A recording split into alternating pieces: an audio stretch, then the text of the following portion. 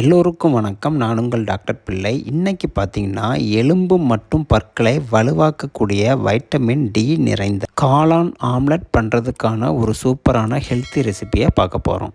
இதற்கு தேவையான பொருட்கள் பார்த்திங்கன்னா கழுவி நறுக்கிய காளான் 50 கிராம், செக்கில் ஆட்டின கடலெண்ணெய் 3லேருந்து 4 டீஸ்பூன், ஒரு வெங்காயம் நல்ல பொடியாக நறுக்குனது, பூண்டு ஒரு 4 பல் நல்ல பொடியாக நறுக்குனது, ஒரு பாதி குடைமிளகாய் சின்ன சின்ன பீஸாக நறுக்கி, ஒரு பாதி தக்காளி சின்ன சின்ன பீஸாக நறுக்கி வச்சுக்கோங்க. முட்டை ஒரு 2 எடுத்து அதை நல்லா உடச்சி அது கூட உப்பு மிளகுத்தூள் சேர்த்து கலக்கி வச்சுக்கோங்க.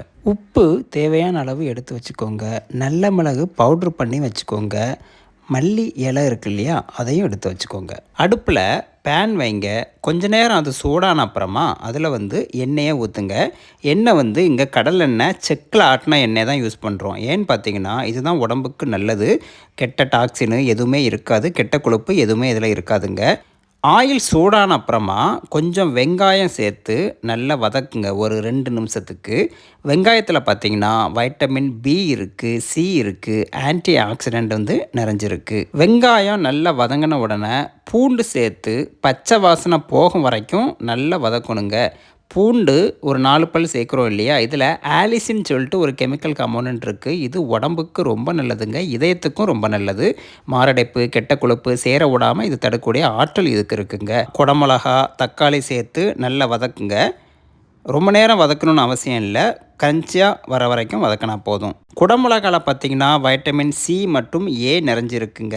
தக்காளி இதயத்துக்கு ரொம்ப நல்லது. ஏன்னா இதுக்கு காரணம் இதில் உள்ள ஆன்டி ஆக்சிடென்ட் சொல்லக்கூடிய லைகோபீன், பொட்டாசியம் தான். அதுக்கப்புறமா மெயின் டிஷ்ஷான காளானை சேர்த்து நல்லா வதக்கணுங்க.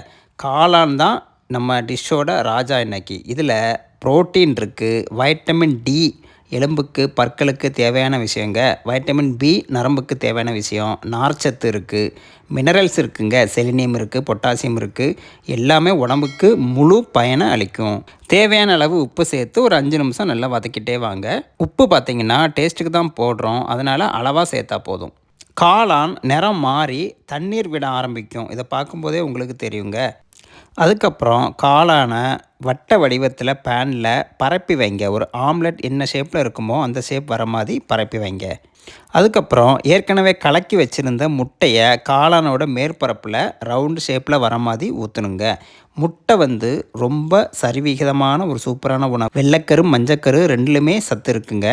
கொலஸ்ட்ரால் அதிகம் உள்ளவங்க ஒரு முட்டை சேர்த்தா போதும். முட்டையில் பார்த்திங்கன்னா புரதச்சத்து அதிகம் இருக்குது, வைட்டமின் டி சத்து அதிகம் இருக்குது, நல்ல கொழுப்பு கூட கொஞ்சம் இருக்க தாங்க செய்யுது, ஃபேட்டி ஆசிட்லாம். ஒமேகா 3 முக்கியமாக இருக்குங்க. வைட்டமின் டியும் முட்டையில் நிறைஞ்சிருக்குங்க. ஒரு 2 நிமிஷமாக இதை வேக விட்டுட்டு ஆம்லெட்டை வெந்த அப்புறமா நல்லா திருப்பி விடணுங்க. திருப்பி வச்சுட்டு கொத்தமல்லி இலையை கடைசியாக தூவி விட்டுட்டு அடுப்பை ஆஃப் பண்ணிவிட்டு எடுத்து வச்சோம்னா ஒரு சூப்பரான காளான் ஆம்லெட் ரெடி. இது உங்களுக்கு பிடிச்சிருந்துச்சு அப்படின்னா லைக் பண்ணுங்கள், உங்கள் ஃப்ரெண்ட்ஸு ஃபேமிலி மெம்பருக்கு ஷேர் பண்ணி விடுங்க. இதை பற்றி உங்கள் சந்தேகங்களை கமெண்ட் பாக்ஸில் போடுங்க. மீண்டும் அடுத்த வீடியோவில் வேறு ஒரு சத்து மிகுந்த டிஷ்ஷோடு சந்திக்கிறேன். நன்றி, வணக்கம்.